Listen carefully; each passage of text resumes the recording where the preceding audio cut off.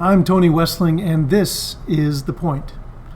On our last program, I discussed Uber and the number of missteps that have caused their brand to lose a lot of value, credibility, and reputation. One of those issues was CEO Travis Kalanick expressing support for Donald Trump and saying that they would work with anybody as long as they furthered the transportation goals of Uber.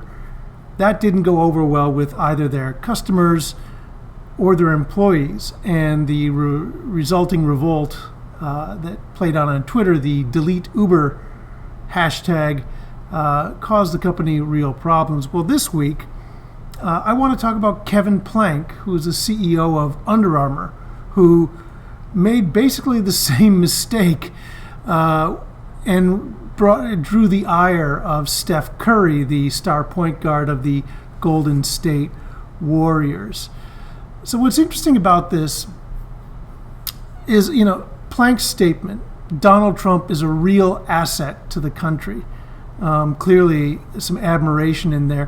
Where Curry, who is the star endorser for Under Armour, took issue with that characterization. And in a Mercury Times interview, he said, I agree with that description as long as you remove the ET from asset. Well, predictably, again, the hashtag was out there. Again, boycott Under Armour. This is death by Twitter for these people. Interesting that it's Trump's favorite medium. Well, that then brought the not unexpected walk back from Plank, who said, well, look, this is all about business policies. It's about free trade. It's about all these things. They're not about politics. Well, I got news for you. These days, it's all about politics, especially with Trump in the White House.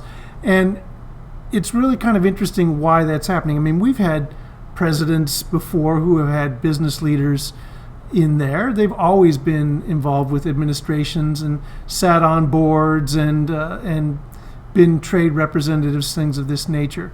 But something different is happening. That's because this is the first administration we've ever had that is a brand.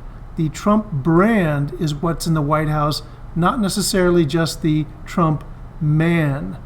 Now, you might say, well, Ronald Reagan had a brand. Well, certainly Ronald Reagan was a celebrity, being a movie star and all that, but he didn't have his name on steaks and water and hotels and golf courses and super long ties and cheaply made Chinese suits.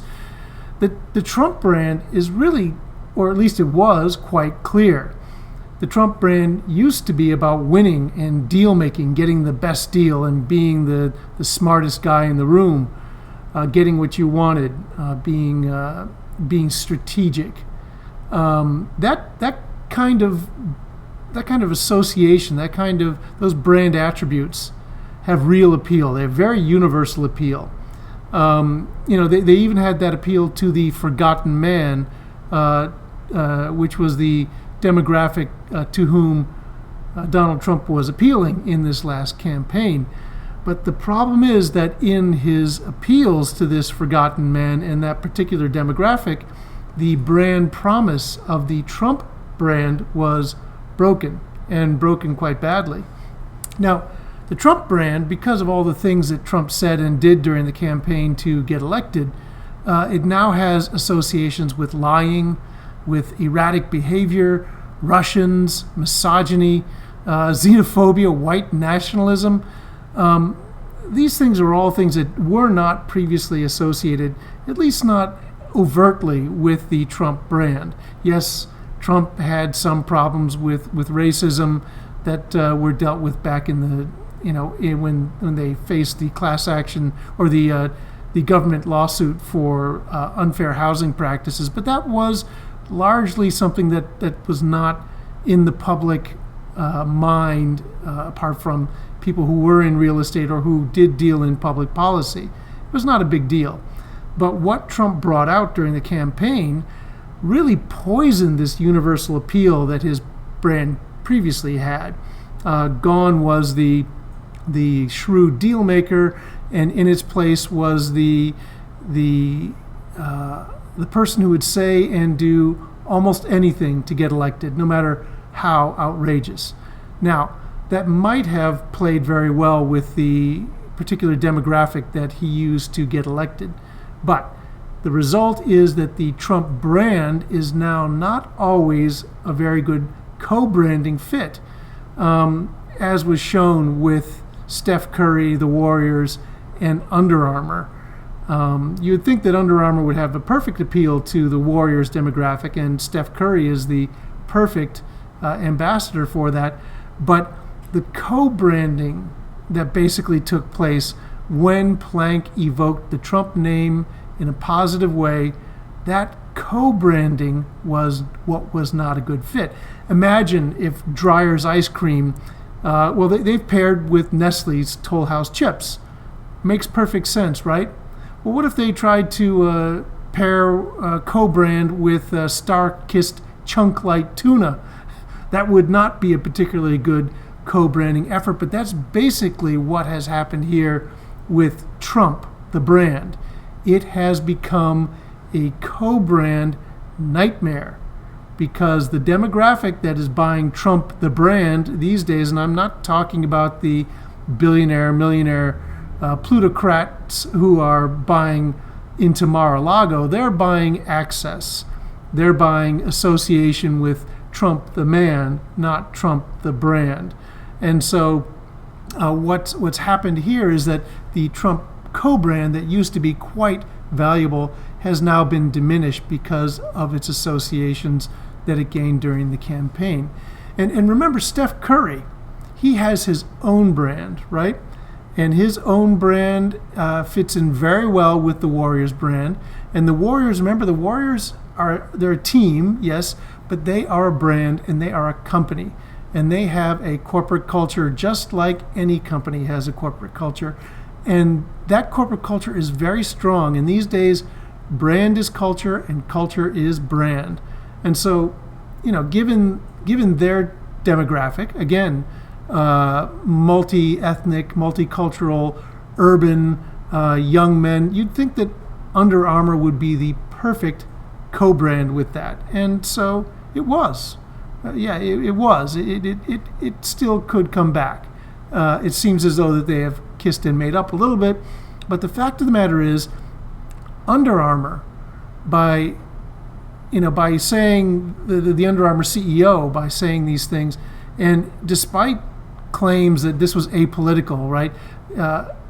There is no such thing as an apolitical brand anymore, in my opinion, at least these days. That may return. We may have apolitical associations with administrations in the future, but again, we're not dealing with an administration, we're dealing with a brand.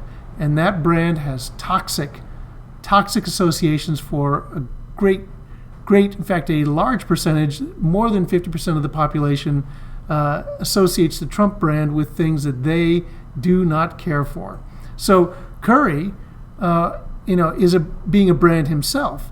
Noted, he said, there is no amount of money, there is no platform I wouldn't jump off if it wasn't in line with who I am. Remember, Curry is a brand. The Warriors are a brand. They know who their audience is. They know what drives them. They know the core values that they espouse of teamwork, of multi-ethnicity, of urban success. Those brands resonate with the young men who are the Under Armour customer. And they resonate, obviously, with the Warriors. So any association with Trump is not going to work well. Again, urban, urbane, multicultural, that kind of winning is very different than the Trump brand of winning. The old Trump brand of winning, it actually might have worked. I don't know how there would have been an association, but the old Trump brand of winning, which was about deal making, about being shrewd and about being strategic, has been replaced with a different kind of being shrewd, a different kind of being strategic, and a different kind of winning that does not resonate with the millennial sensibilities that are the target audience of the Warriors, of Steph Curry, and of Under Armour. So what's the point? It's that more than ever, brand leaders need to consider corporate culture as an equal weight to brand. And when you think about brand and you think about your customer demographics and the deep human needs of those customers, the relevance they're seeking in the brands with which they choose to associate, brand leaders need to think long and hard before they make statements that have any political association with them whatsoever. Because A, there are no apolitical brands in this charged socio-political atmosphere, and the fact of the matter is that people are looking for relevance. They're looking for association. And if you choose to associate your brand with things that are irrelevant to them or go against their core values, they will go against your brand, not only on Twitter, but in the stores. I'm Tony Wessling, and this is The Point.